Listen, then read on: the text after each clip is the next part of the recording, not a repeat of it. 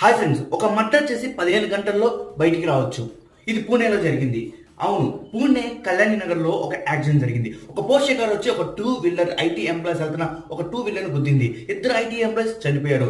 ఆ Porsche car నడుపుతున్న ఒక అతన్ని అరెస్ట్ చేశారు. అతను ఎవరో కాదు, వేదాంత్ అగర్వాల్ బాగా బలిసిన కుర్రోడు అనమాట. సండే రోజు తప్ప తాగి కారుని ఎట్ట పడితే అట్ట నడిపి ఆ టూ వీలర్ని గుద్దేశాడు. గుద్దేసిన తర్వాత అక్కడ ఉన్న ఇద్దరు ఐటీ ఎంప్లాయీస్ చనిపోయారు అనమాట. సో పోలీసు అరెస్ట్ చేసిన తర్వాత 15 గంటల్లో బయటకు వచ్చాడు తనకున్న పలుకుబడి ఉపయోగించి. చూడండి, మనీ మేక్స్ ఎనీథింగ్ అంటే ఇదే కదా. కేవలం 15 గంటల్లో బయటకు వచ్చాడు. అదెలా? తన టెస్ట్ అంటే ఆల్కహాల్ టెస్ట్లో తనకు నెగిటివ్ వచ్చిందని పోలీసులు చూపించి, ప్లస్ తనకు 17 ఇయర్స్, తను మైనర్ అని చెప్పేసి. నాకు నవ్వొచ్చే విషయం ఏంటో తెలుసా?